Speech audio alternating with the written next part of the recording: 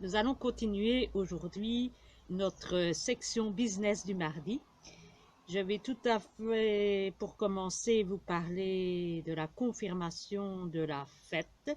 Comme je vous l'avais dit la semaine passée, comme on le pressentait, la fête a bien relevé ses taux à 0,25% au lieu des 0,50 qui étaient prévus au départ pour maintenir la croissance économique.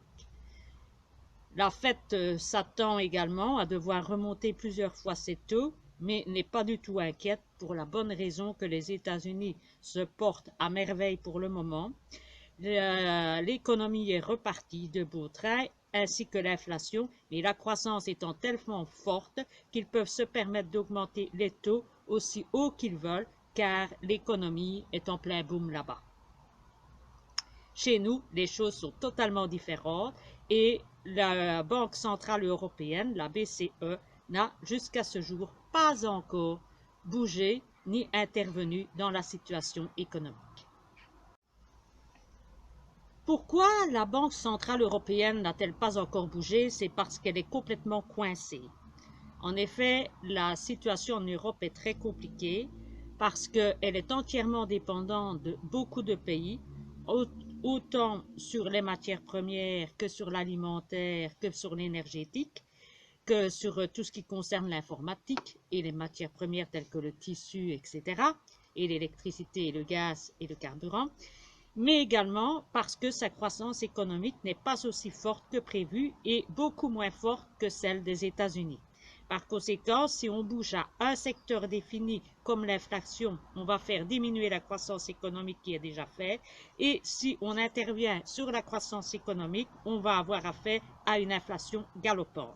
Donc, la Banque centrale européenne va devoir jouer entre une inflation galopante ou bien une récession. Mais elle va devoir faire un choix à un moment ou à un autre et on attend sa réaction avec impatience. Cette semaine, on peut relever l'augmentation des prix du baril de pétrole. En effet, la semaine passée, il est descendu jusqu'à 89 $. Vous avez pu remarquer, les prix avaient baissé à la pompe, mais également pour l'achat de mazout. Mais cette semaine, il est reparti à la hausse à 120 $. Les matières premières s'envolent également, que ce soit en ce qui concerne les prix sur l'énergie, les prix sur tout ce qui est agricole et également sur tout ce qui est matières premières et métaux.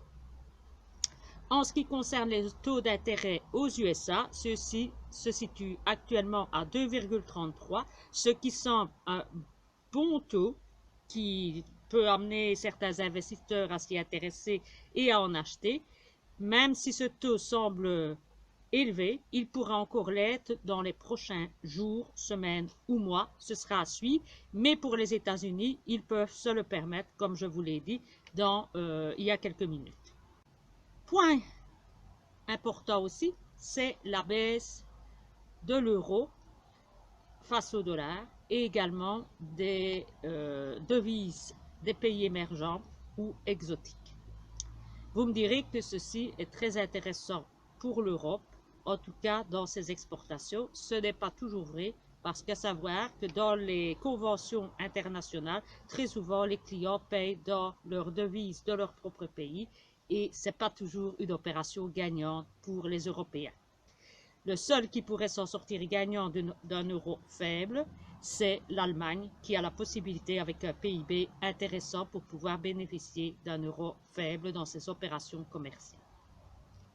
Quant au dollar, il reste fort malgré sa baisse et donc peut être considéré par certains comme une valeur refuge. Je terminerai cette chronique de business en vous donnant mon avis personnel.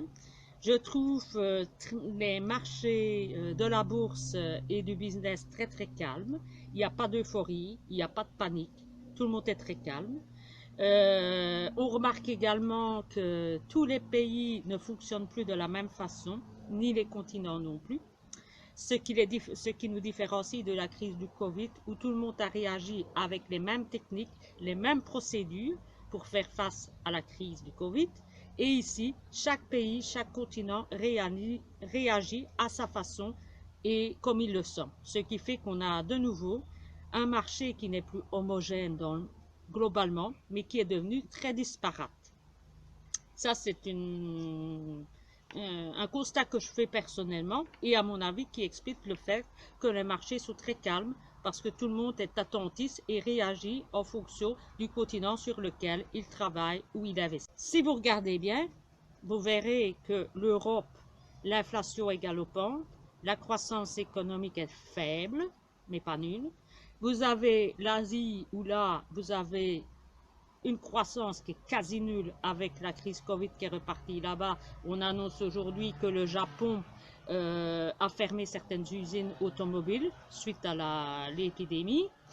Donc, une croissance quasi nulle attendue et une inflation aussi. Et aux États-Unis, une inflation et une économie qui est au top. Donc, vous voyez, suivant les États, les continents, la situation est différente et les investisseurs et les commerçants doivent travailler de manière différente en fonction de leur lieu de prédilection pour le travail. Voilà, je vous laisse. J'espère vous avoir éclairé cette semaine sur la situation économique en Belgique et dans le monde. À bientôt les amis.